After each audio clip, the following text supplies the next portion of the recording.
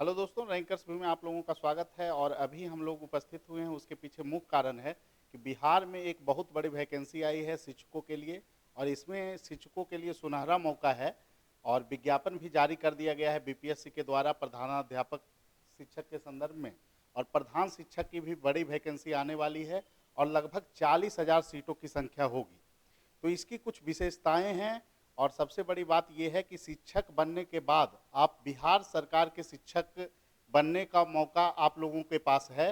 तो इसीलिए विक्रम जी हमारे साथ हैं और साथ में हैं रैंकर्स व्यू के संस्थापक, जो हम लोग दोनों साथ में ही चलाते हैं, सत्याज सर।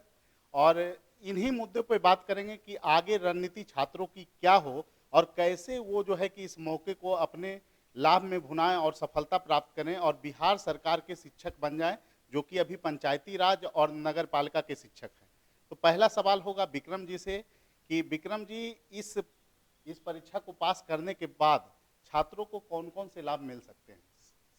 देखिए, हम लोगों की बहुत शुरू से सरकार से ये मांग रही थी कि पंचायती राज व्यवस्था से शिक्षकों को बाहर निकालकर राज्यकर्मी का दर्जा दिया जाए और राज्य सरकार के कर्मचारी हमें घोषित कर सरकार।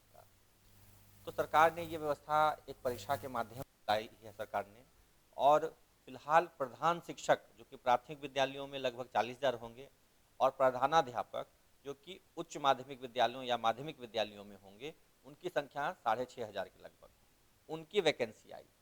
और इसमें सबसे फेवरेबल और प्लस पॉइंट जो शिक्षकों के लिए है कि हम पंचायती राज व्यवस्था के में जो बंधे हुए हैं उससे निकल करके डायरेक्ट राज्यकर्मी बनेंगे और राज्यकर्मियों की तरह सभी सुविधाएं इन शिक्षकों को मिलेगी, चाहे वो ट्रांसफ़र हो, इंक्रीमेंट हो या अन्य सुविधाएं जो मिलती हैं जैसे एनपीएस है, ईपीएफ तो खैर मिल ही रहा है। ये सारी सुविधाएं राज्यकर्मियों के समान मिलेगी। इसके साथ साथ ही प्रशासकीय अधिकार भी होंगे। अभी तक क्या है कि जो विद्यालय चल रहे हैं वहाँ पर जो प्रभारियों की जो व्यवस्था, उनको प्रशासकीय अधिकार नहीं। प्रशासकीय अधिकार करने का मतलब है कि वो कोई अनुशासनिक कार्रवाई अपने किसी सहकर्मी के विरुद्ध नहीं कर सकते हैं, ना अनुशंसा कर सकते हैं, बस प्रभार में वो विद्यालय चल रहा है। उनको यह स्पेशल अधिकार मिलेगा कि अपने विद्यालय के सही संचालन के लिए, और सरकार की मंशा भी यही है कि शिक्षकों के द्वारा जो विद्यालय संचालित हो रहे हैं उसमें कई तकनीकी अड़चनों की वजह से व्यवस्था सही नहीं चल रही है, लेकिन अब इसके बाद से व्यवस्था में सुधार करने की जो मंशा, उसमें एक पॉजिटिव कदम है। इससे शिक्षकों को और सबल बनाया जा रहा है, उन्हें ज़्यादा अधिकार दिए जा रहे हैं। तो विक्रम जी, अभी जो सबसे बड़ा प्रश्न बना हुआ है कि शिक्षकों के बीच कन्फ्यूजन है वेतनमान को लेकर। इसमें जो प्रधानाध्यापक को लेकर जो वैकेंसी आई है बीपीएससी के द्वारा, उसमें कहा गया है 35,000 वेतनमान होगा। तो इसको लेकर बहुत सारे लोग चिंतित हैं कि उनका मूल वेतन तो पहले से ही, अभी वर्तमान वेतन लगभग 33-34 हजार रुपया मिल रहा है। तो वो 35,000 वाले में वेतन में क्यों जाएं? और इसको लेकर जो है छात्रों शिक्षकों में सबसे बड़ा भ्रम इसलिए उत्पन्न हो गया है कि बहुत सारे यूट्यूब चैनल पे चलाया जा रहा है कि मात्र 35,000 वेतन मिलेगा। इसकी वस्तु स्थिति हकीकत में क्या है? आप मंत्री महोदय जी से मिलते रहते हैं और पूरा प्रोसेस आप जानते हैं कि इसमें क्या क्या हो सकता है सुविधा और कितना वेतन मिल सकता है। तो थोड़ा विस्तार से इस पर चर्चा कीजिए। जी, मैं बताना चाहूँगा कि जो प्रधानाध्यापकों के लिए 35,000 वेतन की बात है और प्रधान शिक्षकों के लिए जो प्राथमिक विद्यालय में आएगी वैकेंसी, उसमें 30,500 होगी। वो बेसिक पे है। अभी हम लोग पिछले 8 साल से, अब तो 9वां साल पूरा होने वाला है, सेवारत हैं और हमारा बेसिक पे अभी 24,000 है, जिस पर कि 34% का डीए, एचआरए और मेडिकल अलाउंस जोड़ करके हमारा वेतन अभी 33-34 हज़ार पूरा होता है। लेकिन जो 30,000 के वेतनमान पर यानी कि 30,000 के बेसिक पे पर आएंगे प्रधान शिक्षक, जो कि प्राइमरी स्कूल से 1 to 5 के स्कूल्स में होंगे, उनका कुल वेतन जोड़ करके 45,000 होगा। तो सीधे 10,000 का एक वेतन में डिफरेंस मिलेगा। और प्रधान शिक्षक के संदर्भ जी, में प्रधान शिक्षक के जिनका बेसिक पे ही 35,000 होगा, आप स्वयं जोड़ लीजिए कि उसमें 34% का डीए होगा। और मिनिमम अगर ग्रामीण क्षेत्रों में भी है तो 4% का डीए है, या शहरी क्षेत्रों में है तो 8% का डीए, और पटना शहर में जो हम उनको तो 16% डीए मिलता है। तो आप सीधा जोड़ लीजिए कि 50,000 से ऊपर ही सबका वेतन होने वाला है जो प्रधानाध्यापक बनेंगे उच्च विद्यालयों में, माध्यमिक विद्यालयों में। प्रधान शिक्षकों का भी वेतन 45,000 होगा और जो प्रधानाध्यापक में 50,000 से प्लस 52,000 से 55,000 के आसपास में सारा जोड़ने पर। तो ये 30,000 और 35,000 का जो है वो बेसिक पे है। पे स्ट्रक्चर पूरा इन लोगों का स्लैब बनेगा और आने वाले समय में इसमें भी बढ़ोतरी ही होगी, क्योंकि आप तो जान रहे हैं कि जब शिक्षकों की बहाली हुई थी तो मैंने स्वयं 6,000 में ज्वाइन किया था और आज मेरा बेसिक पे ही 24,000 है और इंक्रीमेंट होकर के जोड़ करके सारा 33-34,000 बनता है। तो प्रधान शिक्षकों की और प्रधानाध्यापकों की जो बहाली आ रही है, भले ही अभी वेतनमान इनका कम है, बेसिक पे कम है, लेकिन कुल वेतन तो मैंने जोड़ के बताया है कि प्रधान शिक्षक का 45,000 से प्लस होगा और प्रधानाध्यापकों का 50,000 से प्लस होगा। आने वाले भविष्य में मुझे पूरी उम्मीद है कि इनको भी फुल स्केल दिया जाएगा और जब फुल स्केल दिया जाएगा इनको, क्योंकि प्रशासकीय अधिकार देने की बात है, तो एटलीस्ट लेवल 7 का वेतन दिया जाएगा प्राइमरी स्कूलों में और जो उच्च विद्यालय हैं उनमें लेवल 9 का वेतन दिया जाएगा। जो पहले से जो व्यवस्था है उस व्यवस्था में इनको लाया जाए, क्योंकि जब राज्य सरकार कर्मी घोषित कर रही है तो निश्चित ही उनको अन्य राज्य कर्मियों के समान लेवल पे वेतन देना पड़ेगा। तो आने वाला भविष्य प्रधान शिक्षकों और प्रधानाध्यापकों के लिए बहुत सुनहरा है और जो इसको मिस करेंगे वो पछताएंगे ऐसे कि जब हम लोग 6,000 में ज्वाइन कर रहे थे शिक्षकों की नौकरी को तो बहुत से लोग 6,000 मिलेगा हम नहीं करेंगे। आज उनको अफसोस होता है कि आज उन्हीं 6,000 वालों को 35,000 का वेतन मिल रहा है। ये प्रधान शिक्षकों का आज जो भी वेतनमान है, पहले है कि सरकार में आप आइए, राज्य कर्मी बनिए, राज्य सरकार के आप कर्मचारियों का एक दर्जा हासिल कीजिए और वेतनमान तो सरकार को बढ़ाना ही पड़ता है, बढ़ाती ही है और मुझे पूरा विश्वास है कि लेवल 7 और लेवल 9 का वेतनमान इनको देगी भविष्य में सरकार।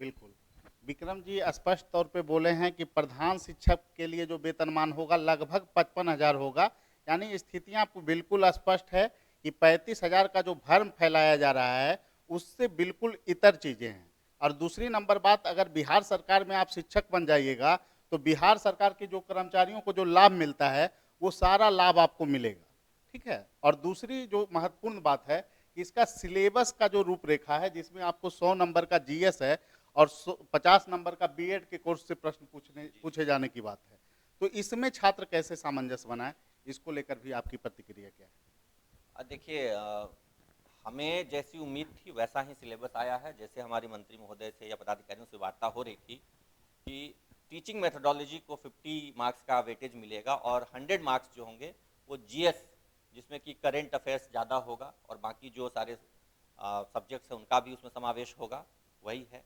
और हमें शिक्षकों को इसमें विशेष करके फोकस करने की ज़रूरत है सामान्य ज्ञान पर, जो सामान्य अध्ययन का पेपर है उस पर, क्योंकि टीचिंग मेथोडोलॉजी से हम लोग सबको ही पढ़ते आए हैं, पढ़ा रहे हैं, प्रैक्टिस में हैं, थोड़ा सा रिवीजन कर लेंगे तो उसको हम लोग कैचअप कर लेंगे। लेकिन सामान्य ज्ञान हम लोगों के लिए भी काफ़ी समय से छूटा हुआ है। कुछ करेंट अफेयर्स तो हम लोग लगातार अपडेटेड रहते हैं, लेकिन चूँकि 10 साल 8 साल सेवा में आए हुए हो गया है सबको, इसलिए उस पर विशेष फोकस करने की ज़रूरत है और उसमें अपडेट होने की ज़रूरत है। अभी चूंकि बड़ा ही कम समय मिलेगा, वैकेंसी निकलने के बाद से 4-5 महीने के अंदर सरकार की बहुत ही महत्वाकांक्षी योजना है, तो सरकार जल्द से जल्द इसको चाहेगी पूरा करने के लिए। तो बहुत ही सजग होकर के इसको कम समय में सारे सिलेबस को हम लोग सामान्य ज्ञान का, सामान्य अध्ययन का अपडेटेड हो जाए, रिवाइज करें और बढ़िया से ठोस अध्ययन करेंगे तो बहुत कठिन नहीं है, क्योंकि 40% ही क्वालिफाइंग है, तो क्वालिफाई तो हो जाएंगे। लेकिन ज़्यादा मार्क्स लाएंगे तो रैंक हमारा ऊपर बनेगा और रैंक जब हमारा ऊपर बनेगा तो बहुत सारे शिक्षकों को जो शिकायत होती है कि हमारे घर से दूर दूसरे जिले में है, तो दूर दराज इलाके में है, तो रैंक वाइज पोस्टिंग भी होगी, ऐच्छिक पोस्टिंग मिलेगी, रैंक वाइज ये स्पष्ट लिखा हुआ है। तो जिनका मार्क्स ज़्यादा होगा उनको चॉइस पोस्टिंग मिलेगी। इसलिए भी जरूरी है कि हम लोग ज़्यादा से ज़्यादा अंक लाएं और अंक लाने के लिए सामान्य अध्ययन पे ही विशेष फोकस करने की ज़रूरत है, क्योंकि टीचिंग मेथोडोलॉजी से हम लोग ऑलरेडी रूबरू हैं, हम लोग पढ़े हैं और टीईटी का परीक्षा भी हम लोगों ने दिया हुआ है, तो इसलिए फोकस हमको थोड़ा वहाँ पे करने की ज़्यादा ज़रूरत है। ठीक है, बिल्कुल।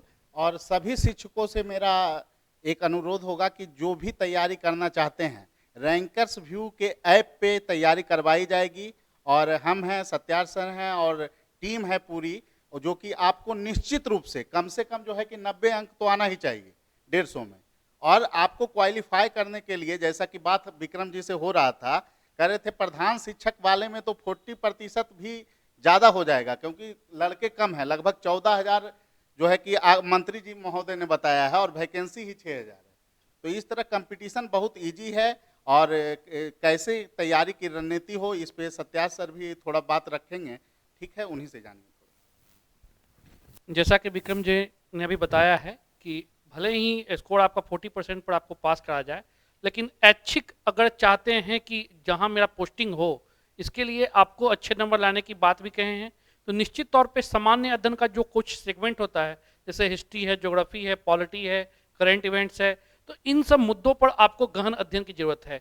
और इसके लिए आप एक व्यवस्थित कोचिंग संस्थान से मदद ले सकते हैं या स्वयं भी कर सकते हैं, कोई बहुत बड़ी चीज़ें नहीं है। लेकिन होता क्या है कि आपके पास एक तो समय का अभाव है, आपको ऑलरेडी पढ़ाना है, उसके बाद आपका जो लाइफ स्टाइल है उसमें परिवर्तन लाते हुए फिर से तैयारी करनी है। तो आप चाहें तो कोचिंग संस्थान से भी गाइडलाइंस ले सकते हैं, क्योंकि हम लोग का यही दायित्व होता है कि अपने समय के अंदर पूरे शेड्यूल को तैयारी करवाना, उसको रिवीजन करवाना, समय समय पर टेस्ट लेते रहना, पर डे टेस्ट लेना। तो ऐसे कई सारे माध्यम है जिसके माध्यम से हम लोग उनका आकलन करते हैं और फाइनल उनको जहाँ तक डेस्टिनेशन तक चाहिए वहाँ तक हम पहुँचाते हैं। तो ये हमारा एक प्रोग्राम है, आप चाहें तो इस प्रोग्राम से जुड़ सकते हैं, इसमें हम लोग का बहुत बड़ी भूमिका रहेगी और आप लोग का योगदान होगा। ठीक है,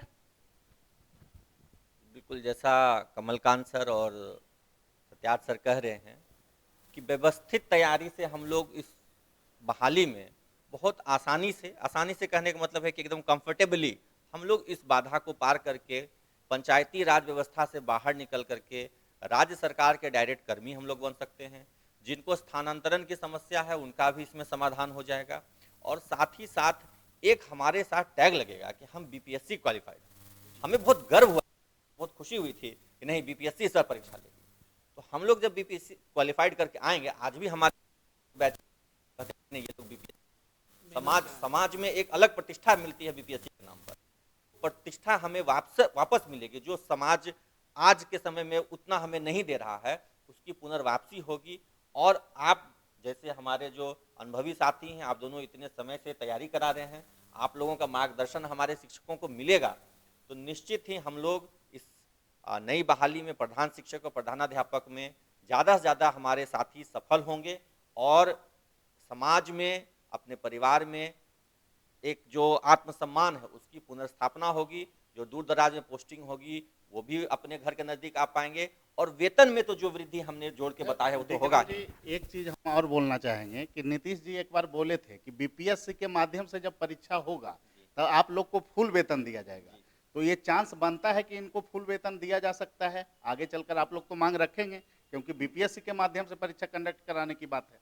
मैं तो देखिए, मैंने तो शुरू में ही अपने वक्तव्य में कहा कि प्रधान शिक्षक जो 1 to 5 में होंगे उनको लेवल 7 जो बीपीएससी का लेवल 7 है जो देती है उसमें, और लेवल 9 जो कि जिला कैडर के पदाधिकारियों को मिलता है, उस लेवल पे इनको वेतनमान मिलेगा। इसके लिए हम लोग आश्वस्त हैं, निश्चिंत हैं, क्योंकि कानूनी रूप से भी यह उचित है और सरकार के साथ हम लोग जो दबाव बना करके आंदोलन करके उसके लिए प्रयास करेंगे वो तो करेंगे ही।